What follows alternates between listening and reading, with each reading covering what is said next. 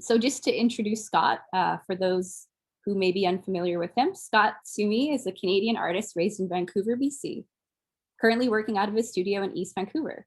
Since attending Emily Carr University in 2006, Sueme has been working as a graphic artist and painter. Starting in the graffiti subculture, he has ventured through art, design, and installation painting. Sueme is exhibited internationally in New York, San Francisco, Miami, and Cape Town, South Africa. So welcome, Scott. Yay.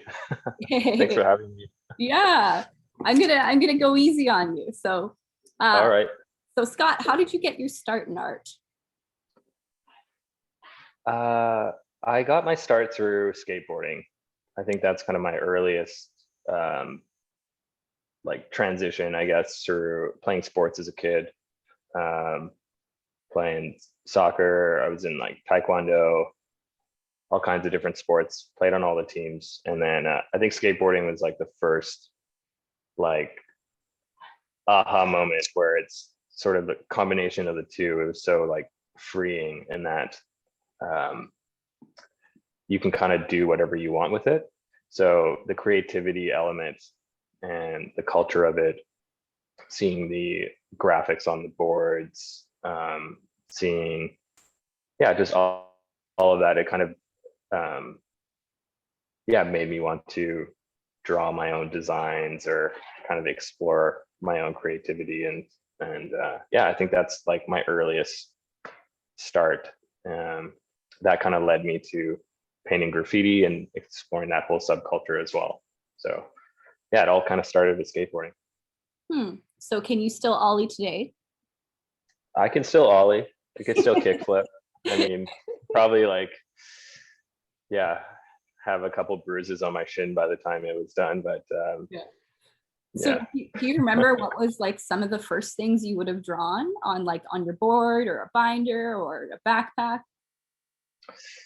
Ooh, yeah, I think it was, I mean, even earlier before that, I was still drawing. So I would draw like logos and signs and just very graphic stuff. I wasn't really like drawing people or much of that. I think I had a very like graphic approach to drawing, and yeah, that's kind of why graffiti was such a good fit for me. It was very systematic and typography based. So so without revealing too much, did you ever get into doing like large walls, or did you keep the graffiti to the studio?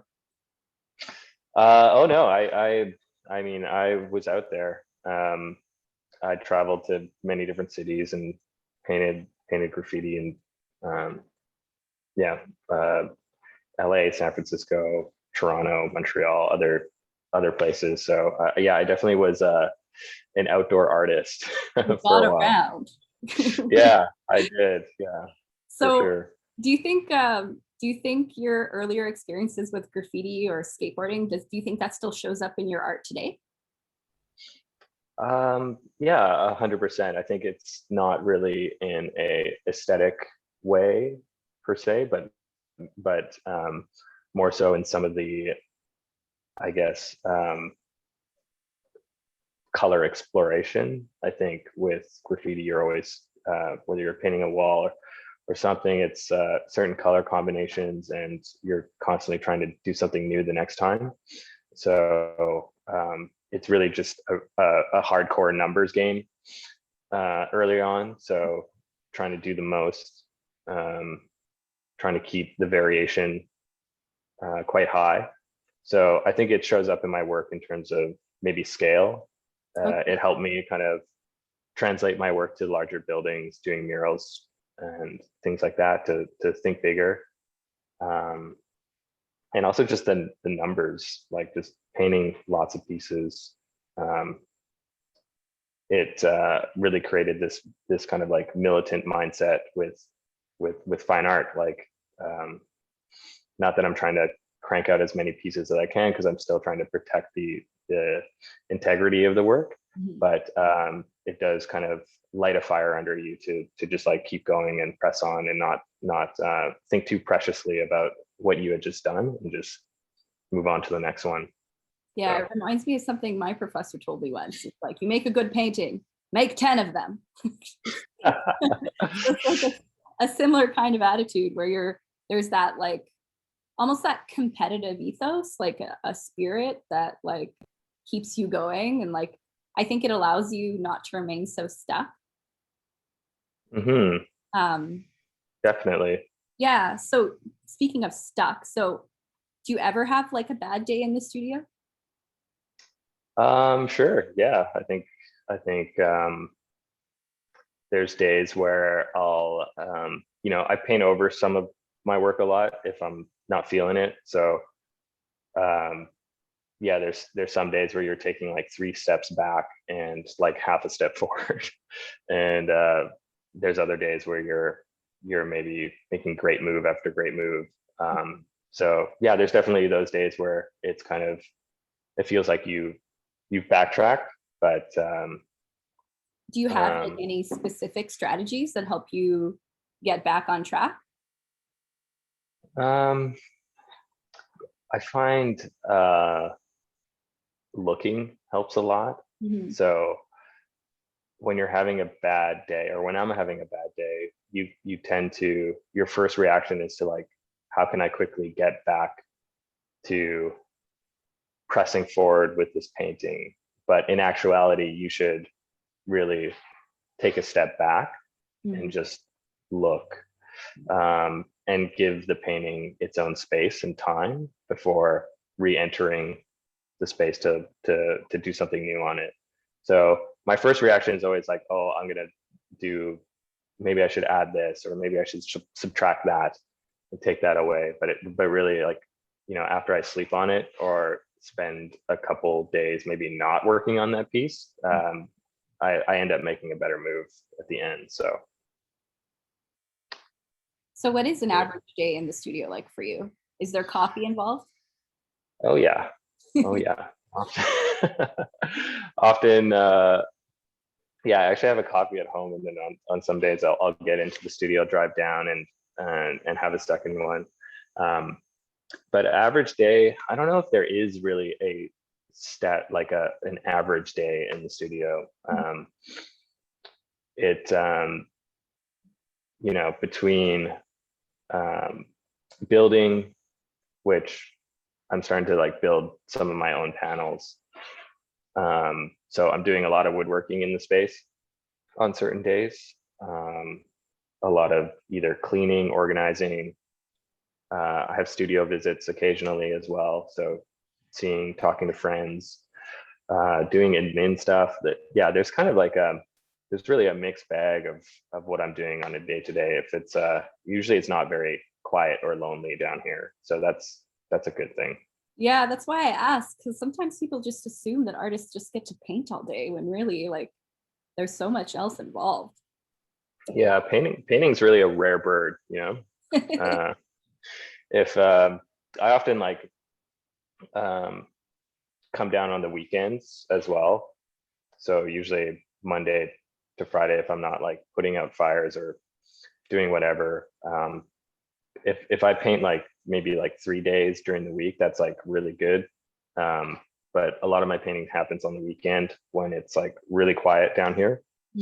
But yeah, I would say like for me, painting during the week, 9 to 5 is not something that is an average thing that happens. So yeah, you got to fight for those quiet days, Yeah, totally get that. So I guess I'll talk a little bit more about like your painting process while we're on that note. Okay. So do you compose your images on your canvases, or do you sort of create sketches before you begin? I sort of do a bit of both. So I do use the computer or like digital methods to kind of sketch or catalog certain imagery to then like compose onto the painting itself. Recently, I've been doing more like intuitive underpaintings. So I don't know if you can see behind me, but ooh, I can get out of the way.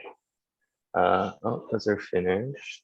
That one right there. I'll just kind of do like a wash and kind of divide the composition into 2 or 3 shapes. And then from there, I'll either sketch directly onto the surface, or I'll take a photo of it and then go into Photoshop and work digitally on it.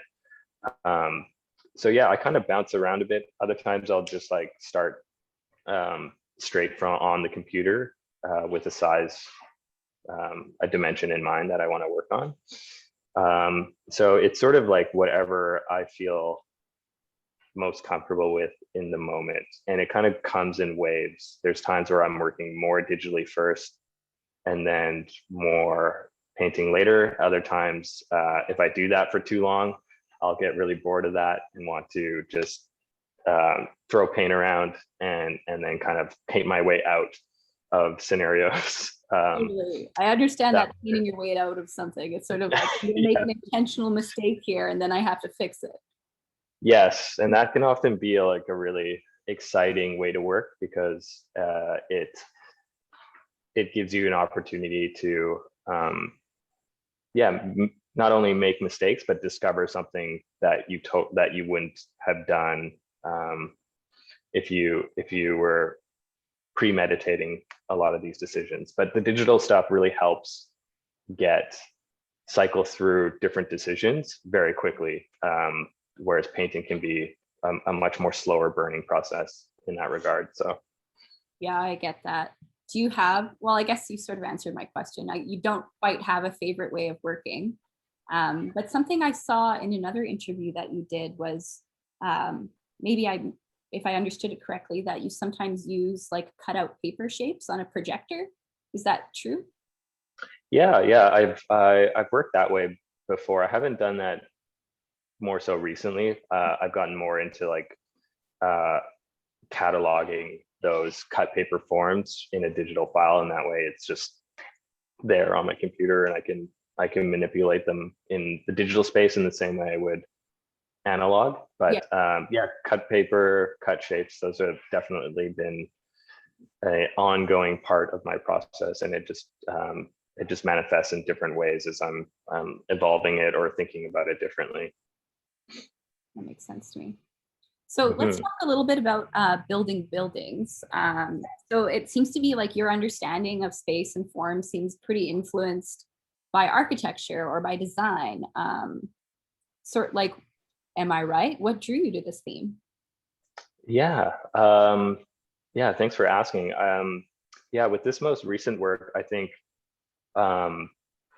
with my paintings in a general sense, I think I'm always interested in like the subconscious manifestation of themes and ideas, or metaphors, or ways I'm connecting what I'm painting to what I'm seeing or living. With building buildings, I was initially just thinking a lot more about texture in paint, and that was sort of showing up in how I was building the compositions as well, creating these sort of like more vertical, I was calling them like stacks, where shapes are kind of like fitted on, balanced almost on top of each other. Yeah. And I think it was that, and kind of like building more texture with being more liberal with how I was applying the paint to the surface. But aside from like the studio stuff, I think being in this like quarantine or lockdown state, that we're all kind of having a shared experience in one way or another, I was sort of turning more inward and not really looking at external factors for inspiration. So I'd be like going on walks with my partner and looking at houses and stuff. We're actually in the process of moving as well. This is like all during while I was like creating the show. So we were looking at different buildings, which sounds really funny, but I almost like it's funny. I thought there's like a kind of a humor in your work, because like some of the names of the paintings, like the 8th or the 7th story paintings and the long vertical ones. Like, yeah, you're funny. Thank you. Well, it was funny to me that I didn't sort of realize that that's what was taking place in my life, and connecting that to the work itself. We were just looking at buildings every single day. And the show title only came much later on. So it's just a great example of just how sometimes these concepts are like subconscious, and I don't actually know or am fully aware of like the stories that I'm painting about until I reflect on them at a later time. But I mean, I think being isolated and not being able to travel and inject new stories into my work was a really eye-opening experience to kind of like make art where you are and kind of look to what's around you and have that make an effect and an appearance in the work. So that's great. So do you think it's important to understand the meaning of a work of art? Or what does your art mean to you? Yeah, I think it's important to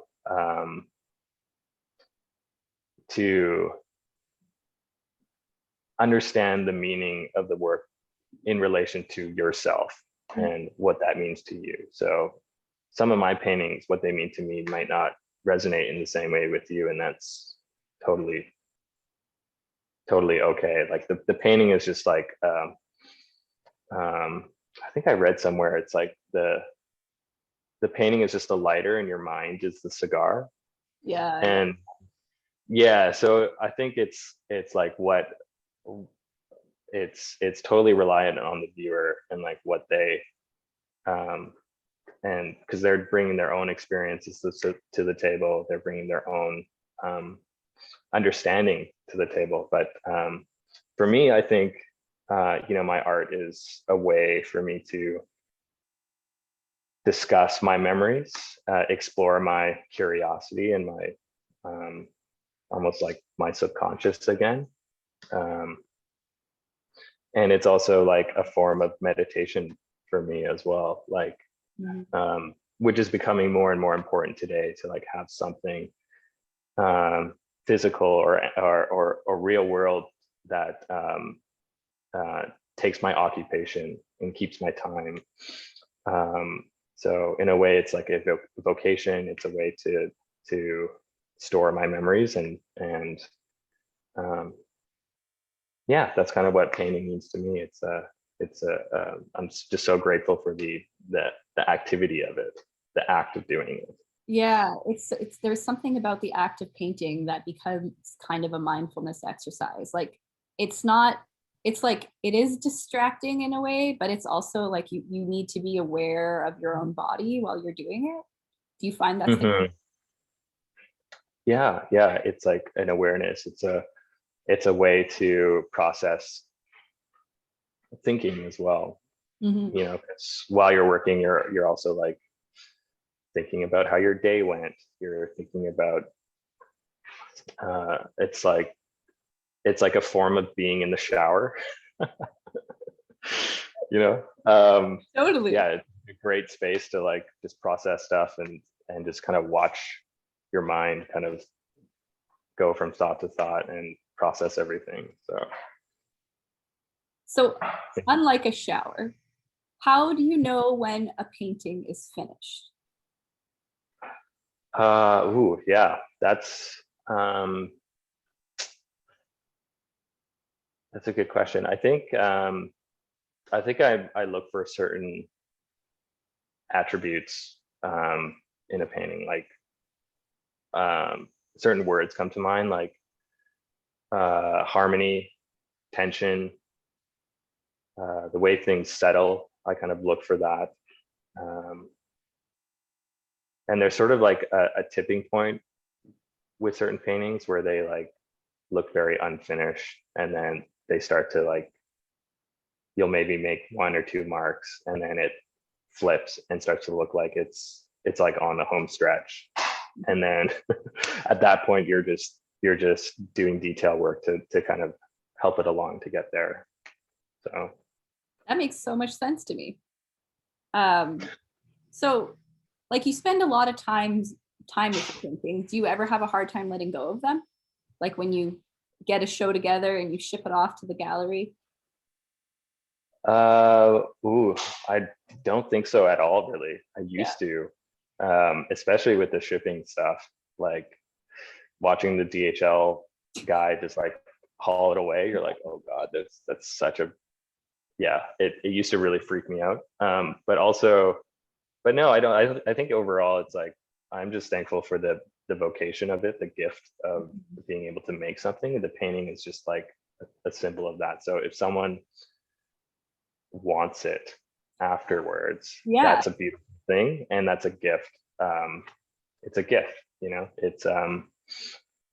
It's just so great to just have the time to make something and have that vocation, and then afterwards it's I'm pretty easy with letting it go. Well, you know that they're going to go to good homes, I imagine. I hope so. Yeah. And yeah, I think it's great seeing that appreciation for the work, and have them get taken on. It's definitely a blessing. So have you had, in your mind, do you have any sort of memorable experiences of people reacting to your artwork? Just, do you have a memory that sticks out in your mind? Yeah, I think at openings or at shows, like talking to my friends, and just having great conversations with other artists, I think are memorable.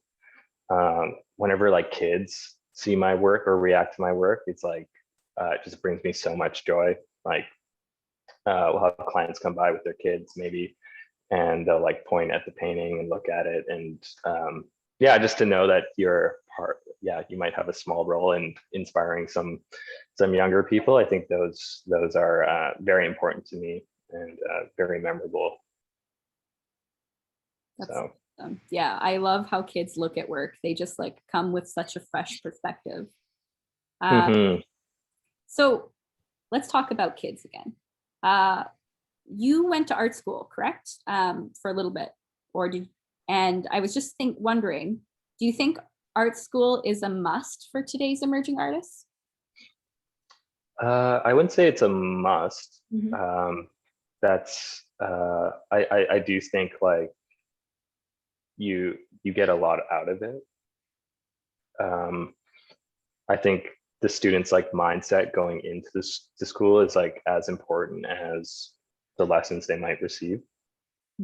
So like, how willing are they to learn, and how passionate they are about, how motivated they are to learn. I think that's what makes the most difference. For me, it kind of gave me a really good foundation for conceptual thinking, art history, getting exposed to other artists' lives and what that looks like, and something to aspire to. So yeah, I think it's great if your mind's in the right place, for sure. Yeah, that makes sense to me. What's the best piece of advice you've been given? And what piece of advice might you offer an emerging artist?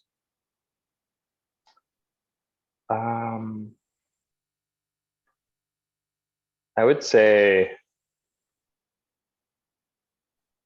document your work. That is good advice as someone who crafts work. Oh yeah, that's right. I didn't even think about that, but yes, it is so important to document your work, especially when you have an exhibition. To have all those, all those paintings aren't going to be in the same place ever again. Having a catalog of yourself, of your own body of work, is extremely important. So yeah, that stuff, once a painting's gone, it's it's a lot harder to wrangle it back to get a good picture of it. So that's extremely important, to catalog and document your work. I think that's of something, but also, tell your own story Mhm. through your painting. I think I mean, that seems like a kind of cliche, obvious advice to give to an artist, but it's, yeah, it takes a long time to kind of figure that one out. So Yeah, the earlier you start, the reason. right, right. On the other side, do you collect art yourself? I do, yeah, a little bit. I'm starting to a little bit more, but I have a tiny apartment, so there's just not. It's pretty well full now. I feel So yeah. So yeah, when I get more walls, I definitely think I'll dive into that a little bit more. Mhm. Um, Would you have what would you like suggest or advise new collectors about building a collection? I would say maybe, there's at least for me, I think there's often like what you think will look good in your home versus work that is interesting to you. I think if I were to give advice, I would say maybe look outside of what your own aesthetically pleasing work would look like, or outside of your aesthetic atmosphere, I guess. And because I think art has the potential to like show us something new or show us something different. Mhm. So art doesn't always have to align with your taste if you're willing to give it a shot. So That's excellent advice.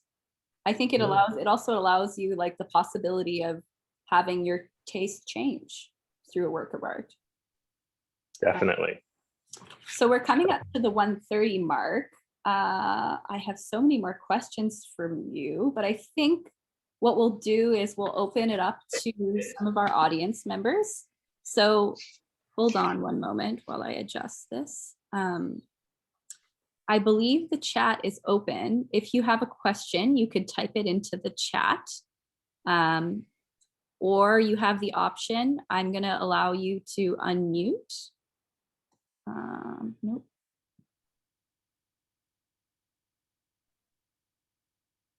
Let's see if that worked. Hold on, Scott.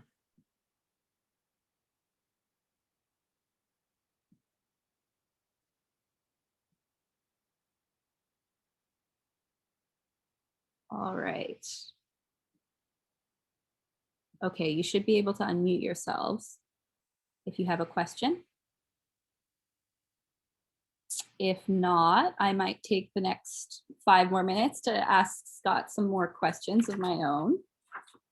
But yes, feel free to type a question in the chat and I'd be happy to ask Scott.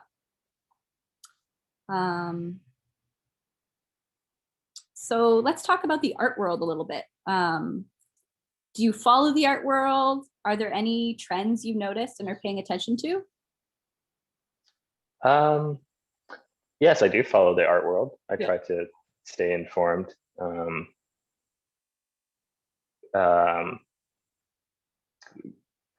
Yeah, I think in terms of trends, that's a hard one. I think I definitely see a bit more. I want to say like more specific ideas being explored, Mm-hmm.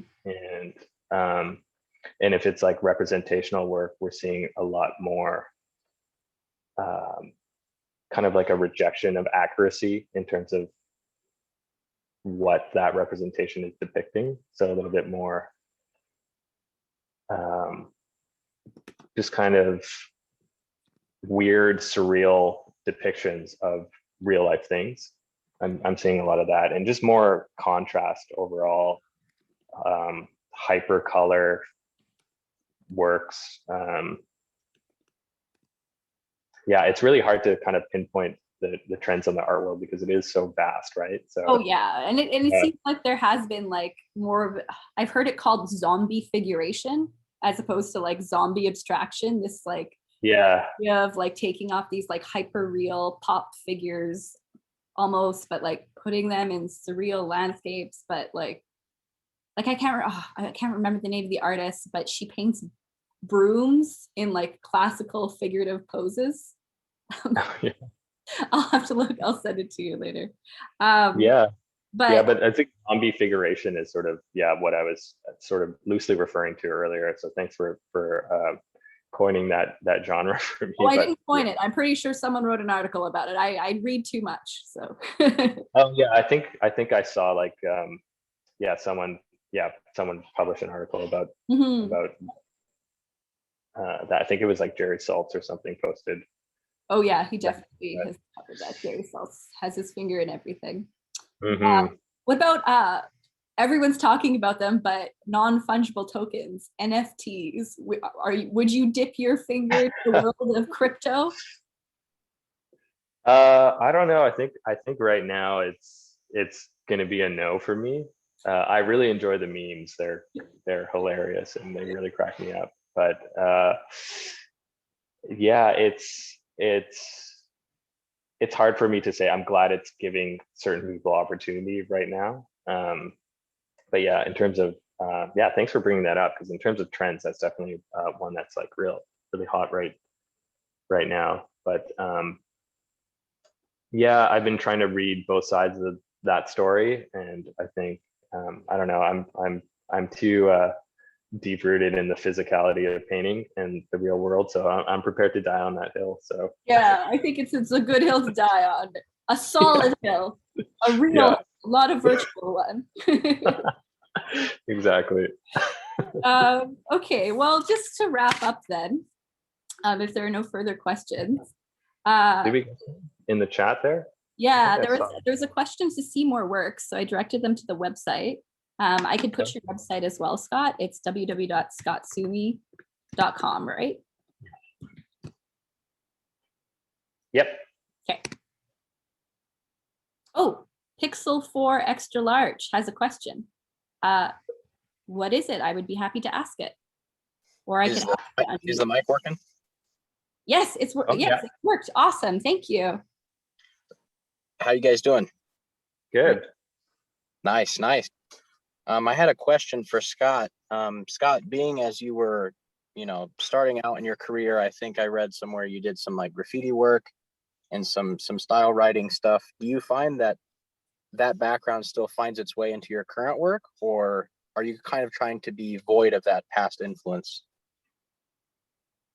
I think, thanks for your question. Yeah, I think it still makes its way into my work, just not in a traditional way. I think my time spent doing graffiti or doing style writing, for those that don't know, style writing is like, it's basically a letter-based movement in graffiti where it strictly focuses on the inventiveness of creating letter forms and pretty elaborate pieces that just showcase and it's very nuanced. It's very specific with, it has its own trends. It has its own regional influences and cultural influences amongst that. And I mean, nowadays it's much more blown out into the incorporation of street art and different explorations of graffiti as a genre as a whole, but style writing is sort of like a subgenre within graffiti. And that's kind of where I've spent most of my time exploring my work. But I think again, it sort of shows up in my work not in the same aesthetic way, but maybe in how color combinations are put together, or how the forms in my work kind of gel together. So I definitely look at it as a evolution of my time spent there. I don't see it as like a rejection to it.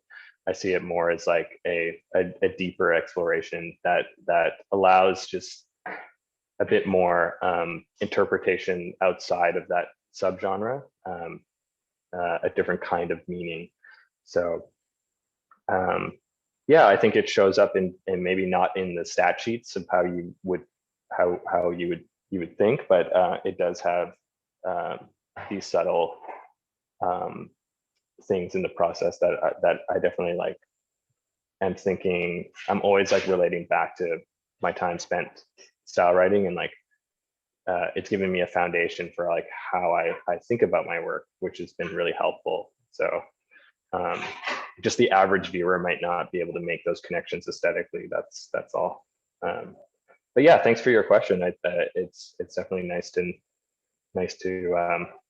yeah, discuss those ideas in detail. Yeah, thank you for answering, man. That's a really interesting perspective, and it's cool to see the progression of your work. And also, you know, I think I knew your graffiti stuff before I even knew you did studio work. So it's really cool to see that parallel between the two. Oh, that's so great to hear. Thank you so much. Yeah, no problem. Thank you so much for your question. Were there any more? I'll wait a beat this time.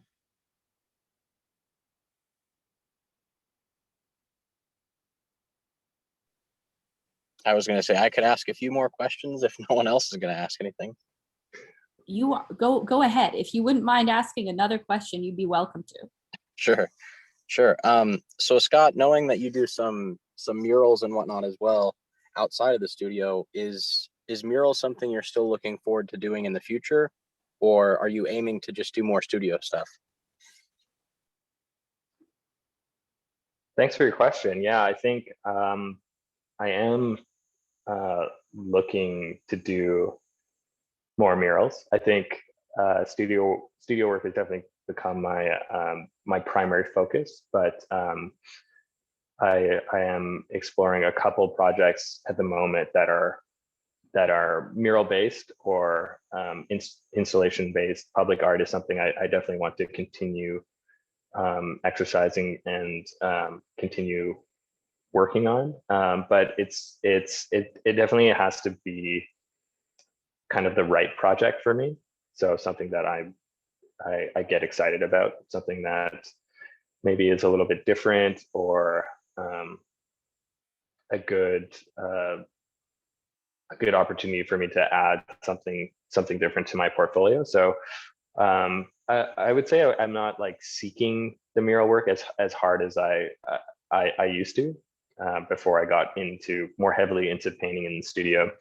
It was something that I remember just going to clothing stores or just actually like knocking on people's door, like cold calling people to try and get them to give me their walls for murals. And yeah, it's definitely come around since those early days. But yeah, I would say I'm still interested in doing public art, doing murals. I just think it's got to be the right opportunity for me now. So yeah, we'll see how that takes shape in the future. Thank you. We have another question. Hi, can you hear me? I can hear you. Thank you. Hi, I also have a question. Do you think we can get a quick little tour of your studio? Like you said, you do woodworking and painting. I'm just interested in seeing what your setup is like. Oh, awesome. I'd love to give you a little tour. Yeah, just do a spin around for us. Can I like change the switch camera? There we go. All right, here we go. So I've got two studio mates. My one really close friend, his name's Billy. He's a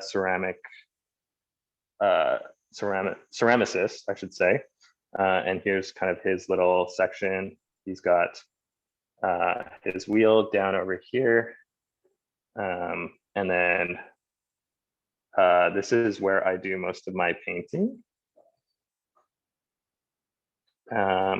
So this cart I have just on wheels, it kind of just pulls out. So when I need to do some work, I'll kind of wheel it out over here. Got all my different paints there. And this is glass, so where I mix all the colors. And yeah, that's my main wall. And this is my pride and joy right here. This is the work table I've been working on for the last year. And it's for woodworking. So we kind of built in a router here. We finished that last week.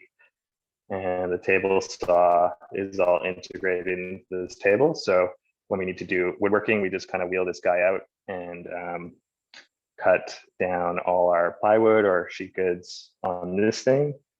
And when we want to paint, have a piece of cardboard that just goes over top, and it becomes a surface for painting. And over here in the back, this is where I have more tools, a miter saw and drill press. And this is our little kitchen, coffee machine and everything. Yeah, and this is where paintings get stored. Over here, this is my other studio mate, James Knight. He does more figurative painting. So he kind of has a very similar setup to me. He works with spray paint and acrylic oils as well. But we kind of have our carts and we just wheel them out when we're working. So yeah, that is the studio. Wow. I feel like I'm on MTV. I haven't showed you the fish tank yet. Oh, yes. Show us the fish tank. I'm just kidding. There's no fish tank. You see how excited I got. Well, that was inspiring. I think I'll have to clean my studio after this. I just cleaned it, so it's normally not like this. But yeah, I do get a lot. People are like, "Oh, how do you keep your studio so clean?" And it's yeah, truthfully, it's not always clean. So yeah, Secrets come out. Mm-hmm. Okay, well, is there any other questions? We have time for one more. I've got one more for you. Please go ahead. So before you were in a studio and before you really kind of knew what you wanted to do with the studio, what was your early studio like? Was it in a living room, or how did you start doing your first kind of studio works? Great question. Yeah, I when I first moved out of my parents' place, I lived with my friend Colin, and we were both really into art, and we were both starting out our sort of like freelance career. So it was a really fun, enjoyable time. We were both like living on our own and just wild kids that just wanted to like do art 24/7. So I think we started like on one night we just like put drop sheets down in our kitchen and both tried to work on some painting, and it was just at that point we're like we gotta find studio space. And I think in that the next day we sort of like put the word out or asked a few artists, and there was like a building opening up in the downtown east side that was just building out artist studios. So it was kind of like a stroke of luck that we got to see the space before the drive. It was, I think, like an old grocery store, and they were subdividing 2 floors into all these little not cubicles, but like little rooms for artists. And we got I think it was like a 500 square foot studio in that building. And yeah, so I've always worked out of shared studio spaces with friends, and that first space was much smaller than this one. And I think at one point we had like 6 or 7 artists working out of there towards the end. Early on, it was just kind of the 4 of us. And I think we just, at least I was using it to just explore painting, really just doing that. And eventually I was, all while I was doing like more graphic design and mural painting and commercial work, sign painting. I was doing a lot of just whatever I could get, and really just using the studio on my spare time to kind of work on my own paintings. And so I kind of look at it as like an investment I was making while trying to earn a living. And my second space was much of the same story, but maybe the projects got a little bit bigger, and I was able to, you know, on a year to year, I was able to donate, you know, maybe larger amounts of time to my own painting and less in other years. But all in all, I was continually trying to like put time into developing that work. And yeah, I think that answered your question. I'm not sure. But yeah, my earlier 100%. Okay, cool. Yeah, my earlier spaces was just, yeah, I just got into it just on a whim, got lucky, was fortunate enough to have friends that were willing to like go in on this kind of vision with me. And yeah, got my foot into the door, but like, yeah, slowly kind of just built it up over time. So Super cool. Thanks, man. Well, thank you're you. very welcome. Building it up over time, very on the note Yeah. for your exhibition, which is currently running at Mayberry Fine Art Tuxedo, I think until the end of the month. As well, I just want to remind you, for those who don't know about it, we do have something called a collector profile on our website. And if you sign up for it, it gives you advanced notifications, so you'll never miss out on what Scott Sueme is doing. I want to thank you so much, Scott, for joining us today. It's been wonderful talking to you, and I hope you enjoy the rest of your day. Oh, thank you so much. Thanks for everyone for tuning in and listening. It really means the world to me. And yeah, thank you, Elise, for putting this on. It's really fun. Oh, literally my pleasure. I mean, I like to call myself the Oprah of the art world. No, just Definitely. Okay, thank you everyone for tuning in. This will be available eventually on our website. So thanks again, and we'll talk to you all soon. Great. Bye. Bye.